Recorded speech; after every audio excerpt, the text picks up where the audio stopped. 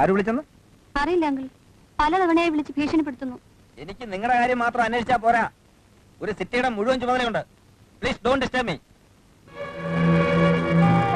Uncle, hello uncle.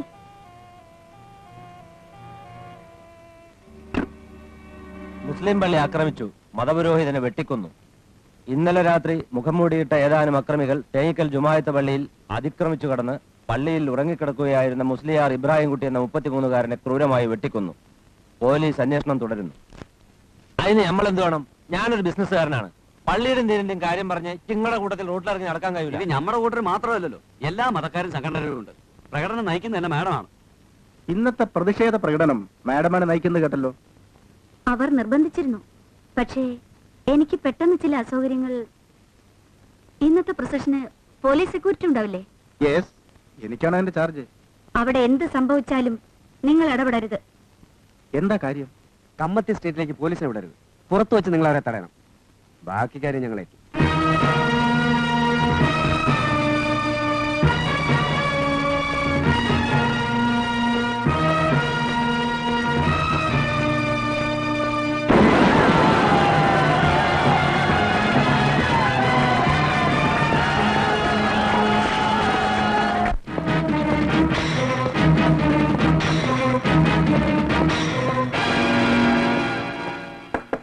Come in, sir. Yes.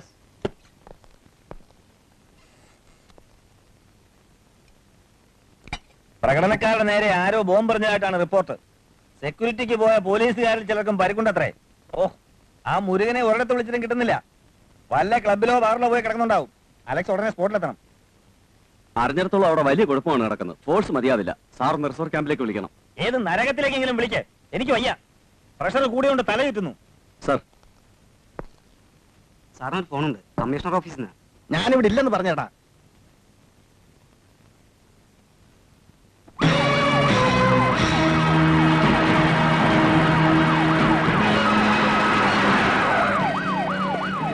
പെട്ടെന്ന് മാറ്റണോ? താമസിച്ചാൽ അവന്മാർ തമ്മിൽ തല്ലി ചാവും.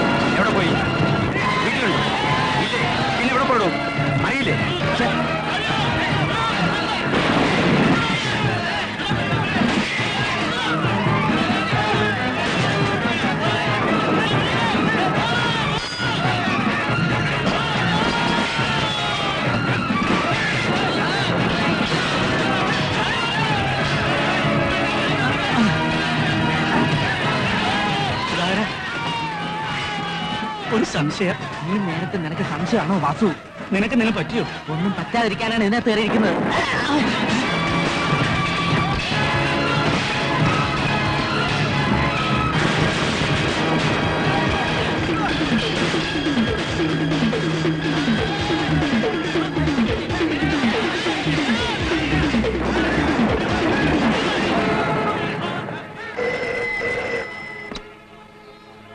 ഹലോ, എന്താ അവിടെ പ്രോബ്ലം? പുറത്ത് സ്ട്രീറ്റിലാണ്. മോള് പേടിക്കണ്ട, നമ്മൾ ഷട്ടർ ഇട്ടിരിക്കണം.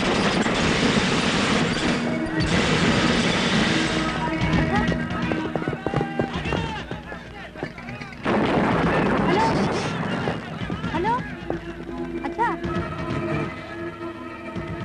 ഹലോ, അച്ഛാ.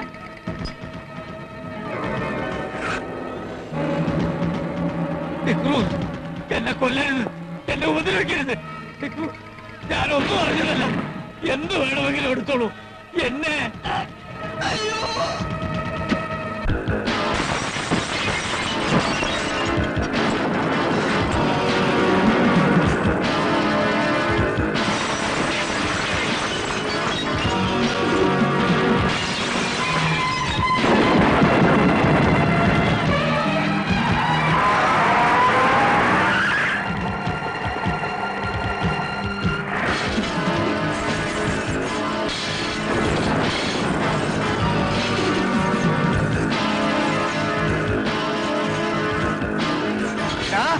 നീ ഞങ്ങൾക്ക് വരുത്തിയ നഷ്ടം ഇതുകൊണ്ടും തീരില്ല.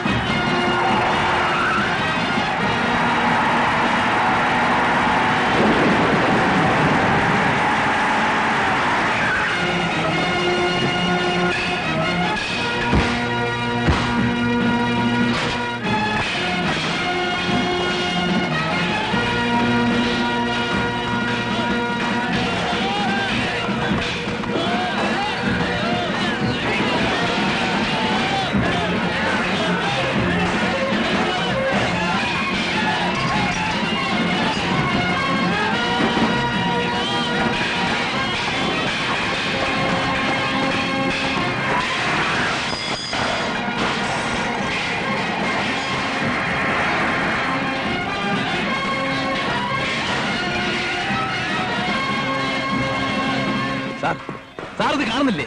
ഇനി ഞങ്ങളെ വിളിട്ട് കൊല്ലാക്കൊല ചെയ്യിക്കണോ? ഞാൻ വിളിക്കണം സാർ. നേരാളന്മാര് മാളികപ്പുറത്തുണ്ടാവും. എന്ത് ചെയ്യണമെന്ന് ചോദിക്ക്. കിട്ടുന്നില്ലടോ ആരെയും. Then you give order. തോക്കും പിടിപ്പിച്ച് ഇവരെ എവിടെ കൊണ്ട് നിർത്തിയിരിക്കുന്നത്? ഇവർ നോക്കുത്തിയെ പോലെ നിൽക്കാനല്ലോ. വെള്ളം ഇല്ലെങ്കിൽ ഇതൊരു ചോര കളവാകും. ജനങ്ങൾ വെട്ടിക്കയറി ചാവും. അടുത്തത് പെട്രോൾ ബങ്കാണ്. ഈ ടൗൺ മുഴുവൻ കത്തി നശിക്കും. പ്ലീസ് പെട്ടെന്ന് എന്തെങ്കിലും ചെയ്യൂ.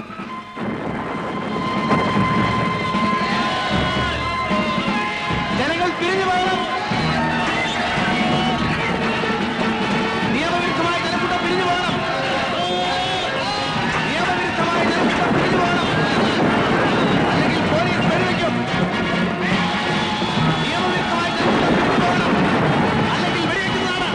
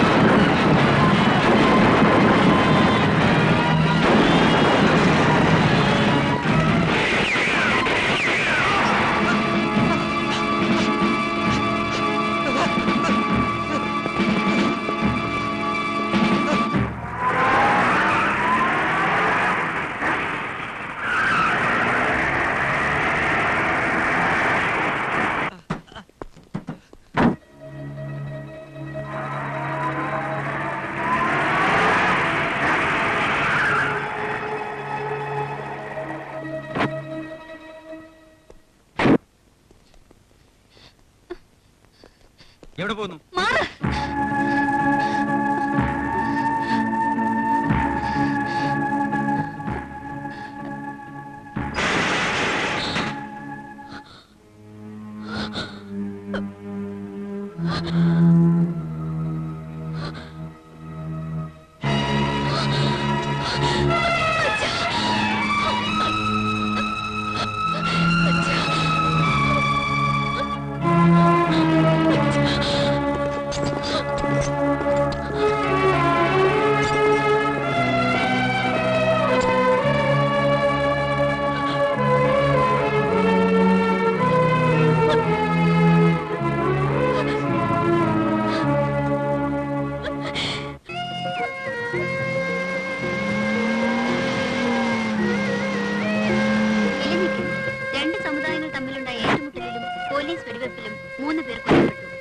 സംഭവത്തിൽ മുഖ്യമന്ത്രി ഖേദം പ്രകടിപ്പിച്ചു. ദൂരദർശൻ സ്പെഷ്യൽ കറസ്പോണ്ടന്റ് താമസിച്ചപ്പോ ടെൻഷനായിരുന്നു. റോഡിലൂടെ ഒരു വണ്ടിയും വിടുന്നില്ല. മാഡം ആംബുലൻസ് അയച്ചത് ബുദ്ധിയായി. ഏൽപ്പിച്ച ജോലി ഞാൻ വൃത്തിയായി ചെയ്തിട്ടുണ്ട്. അറിയാം. സിദ്ധിക്കിന് രക്ഷപ്പെടാനായില്ല. അവൻ പോലീസിന്റെ കയ്യിലാവും. അവനെ അന്വേഷിക്കാം. ഡിക്രൂസ് പോയിക്കോളൂ. സൂക്ഷിച്ചു പോണം.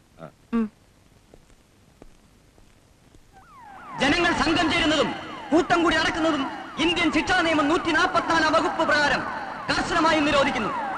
നിയമം അനുസരിക്കാത്തവരെ ശിക്ഷിക്കുന്നതാണ്. കൊള്ള മുതൽ തിരിച്ചേൽപ്പിക്കുന്നവരെ ശിക്ഷയിൽ നിന്ന് ഒഴിവാക്കുന്നതാണ്. 24 മണിക്കൂറിനകം അടുത്ത പോലീസ് സ്റ്റേഷനിലോ സർക്കാർ ഓഫീസുകളിലോ ഏൽപ്പിക്കാൻ പോലീസ് കമ്മീഷണർ ഉത്തരവിടുന്നു. നിയമം അനുസരിക്കാത്തവരെ ശിക്ഷിക്കുന്നതാണ്. കൊള്ള മുതൽ തിരിച്ചേൽപ്പിക്കുന്നവരെ ശിക്ഷയിൽ നിന്ന് ഒഴിവാക്കുന്നതാണ്. 24 മണിക്കൂറിനകം അടുത്ത പോലീസ് സ്റ്റേഷനിലോ സർക്കാർ ഓഫീസിലോ ഏൽപ്പിക്കാൻ പോലീസ് കമ്മീഷണർ ഉത്തരവിടുന്നു.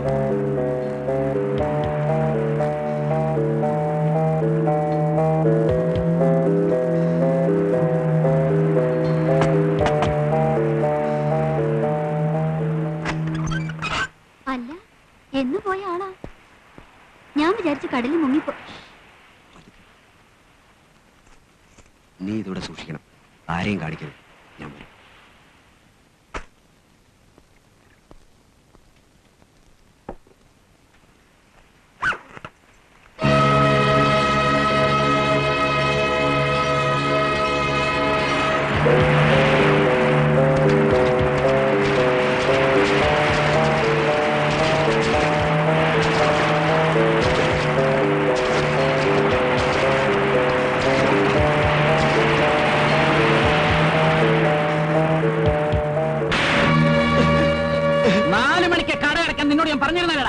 എന്നിട്ടും കണ്ടവരെ കൊണ്ട് കൊള്ളയടിപ്പിക്കാൻ നീ.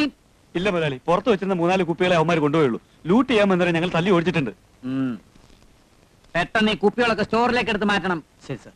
വ്യാപാരി വ്യവസായി സംഘടന അടിയന്തര യോഗം കൂടി നഷ്ടപരിഹാരം ചോദിച്ചിട്ടുണ്ട് സർക്കാരിനോട്. കുറെ കാലു കുപ്പികളൊക്കെ തല്ലിപ്പൊട്ടിച്ചിവിടെ അവന്മാരെ കാണട്ടെ. മനസ്സിലായോ?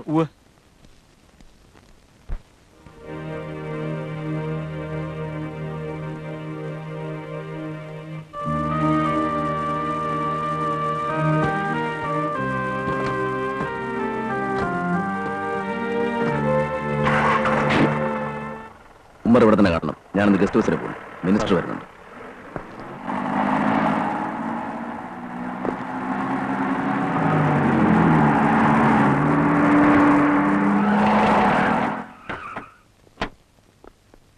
നമസ്കാരം സാർ. നമസ്കാരം. വീണ്ടും ഒരു ലഹള പൊട്ടിപ്പുറപ്പെടുന്നതിനെതിരെ സർക്കാർ വല്ല മുൻകരുതലും എടുത്തിട്ടുണ്ടോ? കൂടുതൽ പോലീസ് ഫോഴ്സിനെ വരുത്തിയിട്ടുണ്ട്. ഇപ്പൊ സ്ഥിതി നിയന്ത്രണ വിധേയവുമാണ്. ഈ അക്രമത്തിന്റെയും വെടിവെപ്പിന്റെയും പേരിൽ സർക്കാർ രാജിവെക്കുമോ? അത് പള്ളി പോയി പറഞ്ഞാൽ മതി. അക്രമത്തിന് ഇരയായവർക്കും അവരുടെ കുടുംബാംഗങ്ങൾക്കും നഷ്ടപരിഹാരം വല്ലതും കൊടുക്കുമോ? തീർച്ചയായും പരിഗണിക്കും. സമാധാനപരമായി പ്രകടനം നടത്തിയവരെ പോലീസ് വെടിവെച്ചോന്ന് അന്വേഷിക്കുമോ? അന്വേഷിക്കും. ജുഡീഷ്യൽ അന്വേഷണമാണ് ഉദ്ദേശിക്കുന്നത്. പോലീസിന്റെ നിർത്തണോ? ഞാൻ ആദ്യം അന്വേഷിക്കട്ടെ എന്ത് വാഴ്ചയാണെന്ന്. മറിക.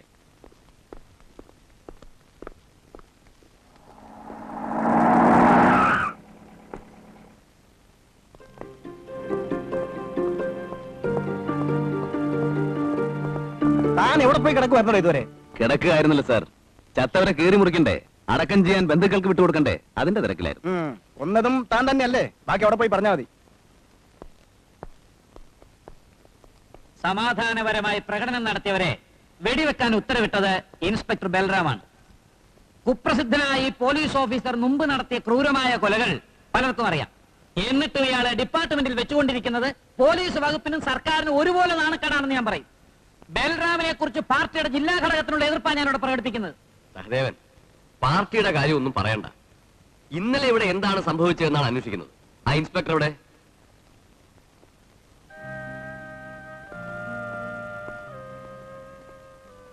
ചെല്ല്.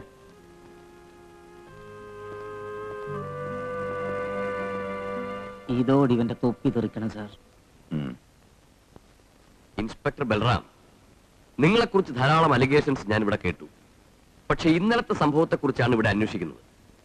ഏത് സാഹചര്യത്തിലാണ് നിങ്ങളവിടെ വെടിവെക്കാൻ ഉത്തരവിട്ടത്? ആത്മരക്ഷാർത്ഥമാണെന്ന പോലീസിന്റെ സ്ഥിരം ന്യായമൊന്നും ഇവിടെ വേണ്ട.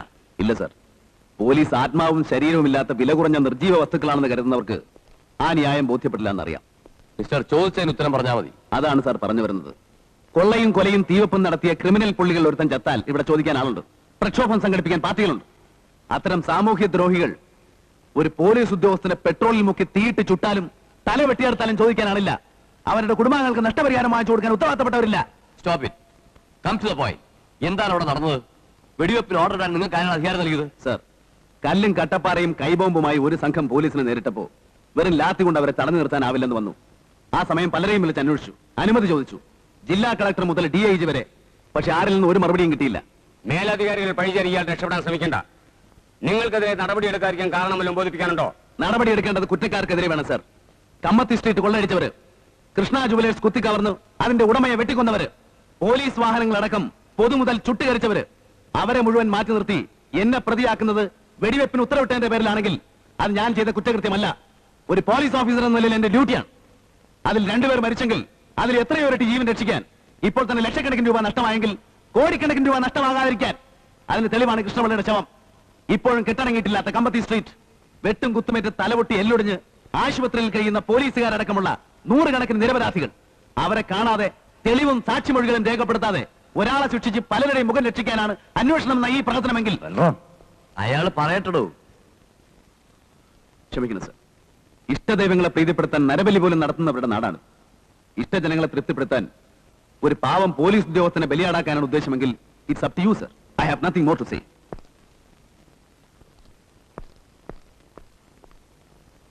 Is an outspoken idiot.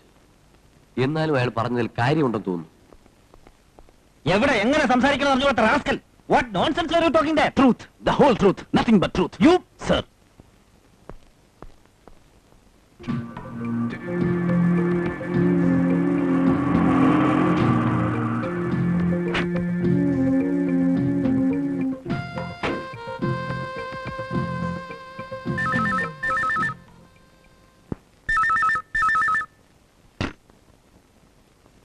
Hello Indira, yes sir, Indira. Congratulations Indu. Thank you. एक आदमी नीचे तुम्हारा इंतजार कर रहा है. Oh, okay sir.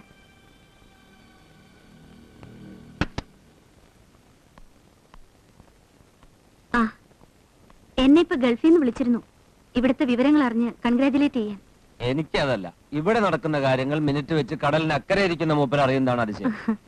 ഇല്ലെങ്കിൽ അദ്ദേഹത്തിന് ആ സ്ഥാനത്തിരിക്കാൻ ഒക്കില്ലല്ലോ. നമ്മളെ ഇന്ന് സമാധാന കമ്മിറ്റിക്ക് വിളിച്ചിട്ടുണ്ട് മുഖ്യമന്ത്രി. എന്നെയും വിളിച്ചിട്ടുണ്ട്. ആ അതിരിക്കട്ടെ, നിങ്ങളുടെ ഡ്രൈവർ സിദ്ദിഖിന്റെ കാര്യം എന്തായി? ഓൻ ആസ്പത്രിയില്ല, ഇറക്കാൻ നമ്മൾ ആളെ വിട്ടിട്ടുണ്ട്.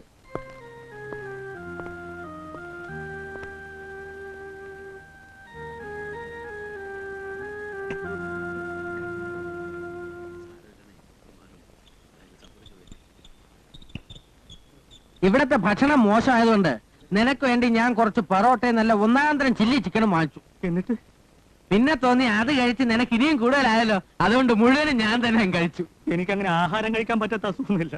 അത് കണ്ട തല അല്പമെങ്കിലും പൊങ്ങുമായിരുന്നെങ്കിൽ സ്റ്റേഷനിലെ പിരി ഒഴിവാക്കിട്ട് നീ ഇതേപോലെ വന്ന് കിടക്കോ?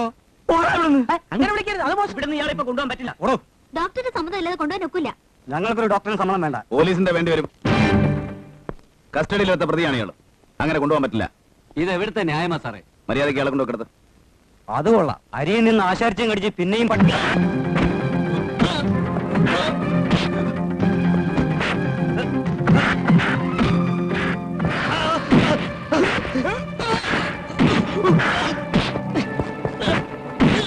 ആരാണ് നിങ്ങൾ അയച്ചത്?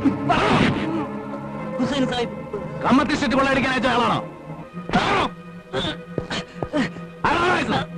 മാഡം.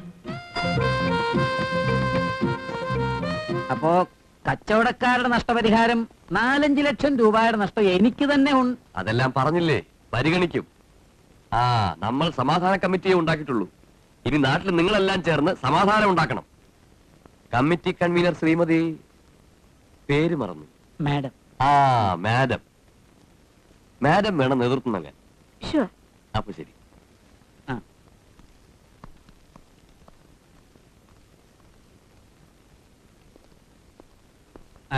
ഞങ്ങളുടെ അറിവിലൂടെ ലഹള നടത്തിയവരുടെ പേരായത്. എത്രയും പെട്ടെന്ന് നടപടിയെടുക്കണം.